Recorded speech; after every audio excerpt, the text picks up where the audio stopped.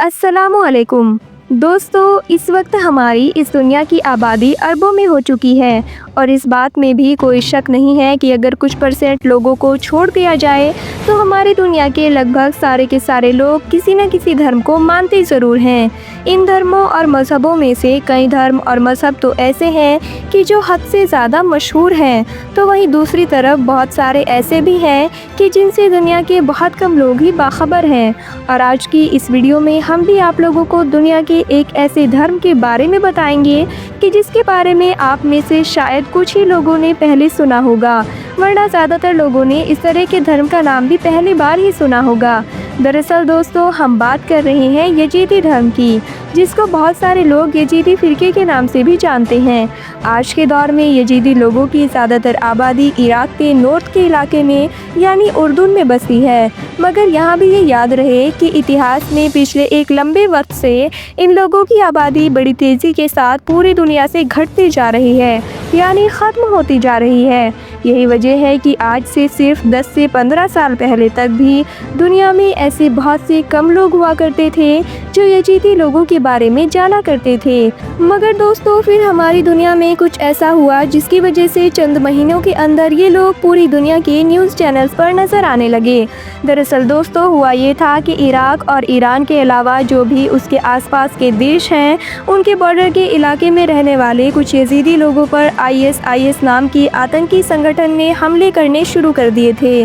बल्कि ये माना जाता है कि ISIS का ये जो इरादा था कि वो अपनी नस्ल को पूरी तरीके से ख़त्म कर देगा और इन सब की वजह सिर्फ़ और सिर्फ इनके धर्म को ही बताया जा रहा था। दरअसल दोस्तों, अगर आप यजीदी धर्म पर गौर करेंगे तो आपको ये महसूस होगा कि इस धर्म के अंदर बहुत सारे धर्मों की मिक्स चीज़ें मौजूद हैं, यानी कि इस्लाम मज़हब की भी कुछ चीज़ें पाई जाती हैं, तो कुछ ईसाई मज़हब की, तो कुछ ईरान के पुराने मज़हब यानी कि जरता चीज़ से भी इंस्पायर है। कुछ चीज़ें तो हिंदू धर्म से भी मेल खाती है।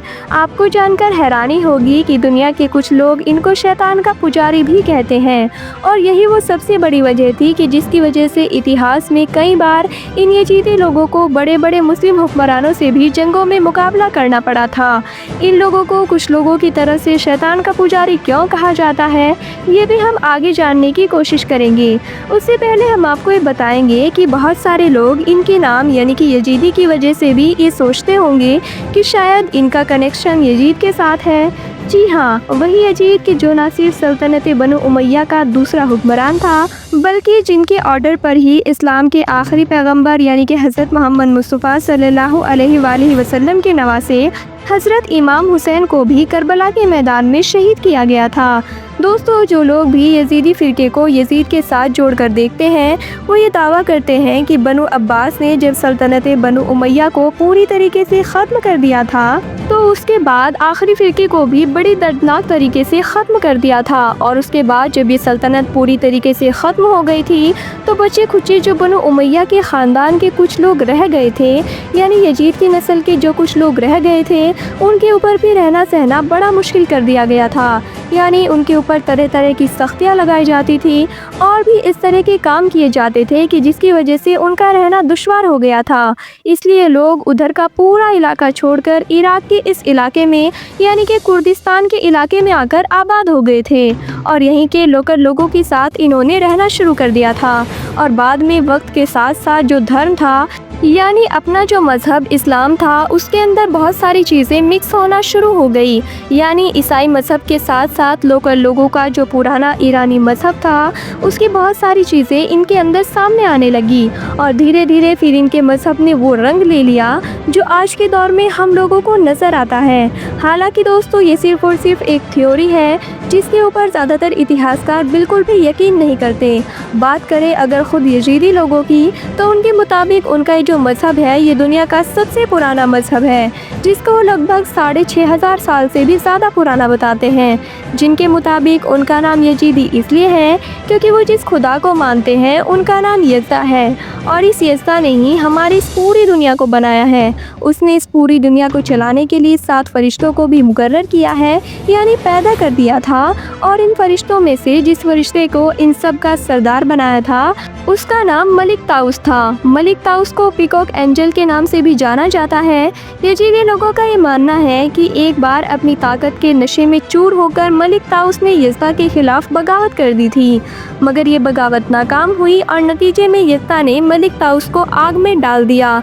लगातार 40,000 साल तक मलिक ताउस न सिर्फ आग में जलता रहा बल्कि बुरी तरीके से रोता रहा।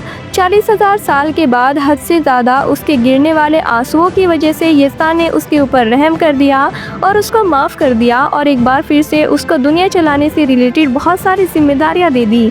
प्यारे दोस्तों, यजीदी लोगों का ये भी अकीदा है कि उनको भी इसी मलिक ताउस नाम के फरिश्ते ने पैदा किया था और वो भी दुनिया में बचने वाले इंसानों की दूसरी नस्ल को पैदा करने से बहुत पहले, यानी कि इनको इंसानों की दूसरी नस्लों से बहुत पहले ही पैदा कर दिया गया था। यही वजह है कि ये लोग अपने आप को इस हिसाब से दुनिया की दूसरी नस्लों से अफजल मानते हैं।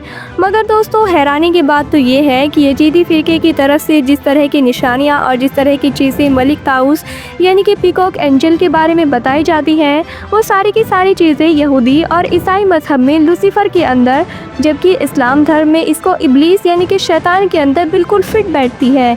यानी जिस तरीके की चीज़ें यजीदियों की तरफ से मलिक ताउस के बारे में बताई जाती हैं, बिल्कुल वही चीज़ें इस्लामी किताबों में इब्लीस के बारे में बताई जाती हैं। यही वजह है कि इतिहास में एक लंबे वक्त से ईसाई, यहूदी और इस्लाम जैसे बहुत सारे मजहबों को फॉलो करने वाले लोग इनको शैतान का पुजारी भी कहते आए हैं। दोस्तों, नॉर्थ इराक के इलाके में ललिशत नाम की एक पहाड़ी वादी मौजूद है और यही वो ख़ास जगह है कि जिसको यजीदी लोगों के मुताबिक उनके मजहब की सबसे मुकद्दस जगह भी माना जाता है।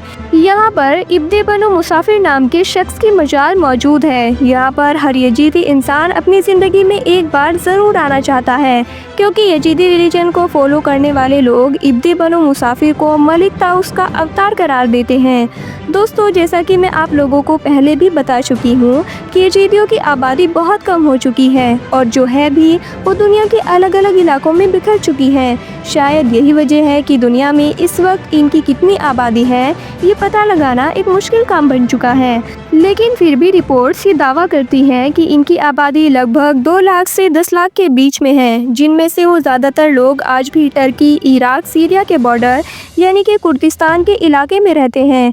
ये लोग नस्ली तौर पर कुर्द होते हैं और कुर्द ज़ुबान का इस्तेमाल करते हैं। दोस्तों, ये लोग अपने ग्रुप के बाहर शादी भी नहीं करते। अगर कोई यजीदी फ़िरके से बाहर शादी कर भी ले तो उसको यजीदी फ़िरके के ही बाहर कर दिया जाता है, क्योंकि इनके मुताबिक किसी भी यजीदी इंसान के लिए सबसे बड़ी सज़ा यही है कि उसको यजीदी मज़हब से ही बाहर कर दिया जाए, क्योंकि इस तरह से उनकी रूह पाक नहीं रहती है। आपको बताते चलें कि इतिहास में 14 से 15वीं सदी के करीब में इन लोगों ने कुर्द के इस इलाके में पॉलिटिकल ताकत भी हासिल कर ली थी और धीरे धीरे ये लोग काफ़ी हद तक ताकतवर भी हो गए थे। मगर क्योंकि आसपास के पूरे इलाके में मुस्लिम सल्तनतें थी और इनके अकायद भी इस्लाम धर्म से पूरी तरीके से अलग थे, तो इसलिए मुस्लिम हुक्मरानों को इनसे हमेशा ख़तरा महसूस हुआ करता था। क्योंकि हम आप लोगों को पहले ही बता चुके हैं कि मलिक ताउस की वजह से मुस्लिम लोग इनको शैतान का पुजारी कहा करते थे। यही वजह है कि इन लोगों को इतिहास में कई बार बड़े बड़े ताकतवर मुस्लिम हुक्मरानों से जंगों में मुकाबला करना पड़ा और नतीजा ये हुआ कि हार की वजह से ये लोग धीरे धीरे न सिर्फ इस इलाके में कमज़ोर होते गए बल्कि सिमटना शुरू हो गए। 19वीं और 20वीं सदी के दौरान यजीदी फ़िरके की एक बड़ी आबादी मिडल ईस्ट के इलाके से निकलकर जर्मनी और यूरोप के दूसरे इलाकों में जाकर आबाद हो गई थी। यहाँ पर आज भी ये लोग अपने मजहब के मुताबिक ज़िंदगी गुजार रहे हैं। फ़िलहाल दोस्तों, आज की अपनी इस वीडियो को हम यहीं पर ख़त्म करते हैं। अगर आपको यजीदी धर्म के बारे में और कुछ जानकारी है तो आप हमें कमेंट सेक्शन में कमेंट करके ज़रूर बताइए और आने वाली वीडियोस आप किस टॉपिक पर देखना पसंद करेंगे ये भी आप हमें कमेंट सेक्शन में कमेंट करके ज़रूर बताइए। हम उस टॉपिक पर वीडियो बनाने की पूरी कोशिश करेंगे। अगर आपने अभी तक हमारे चैनल को सब्सक्राइब नहीं किया है तो चैनल को सब्सक्राइब करके बेल आइकन को ज़रूर दबा दें, ताकि हम इसी तरह की और भी इंफॉर्मेटिव और इस्लामिक वीडियोज़ आपकी खिदमत में पेश करते रहें। हम फिर से हाजिर होंगे एक नई वीडियो के साथ। तब तक के लिए अल्लाह हाफिज़।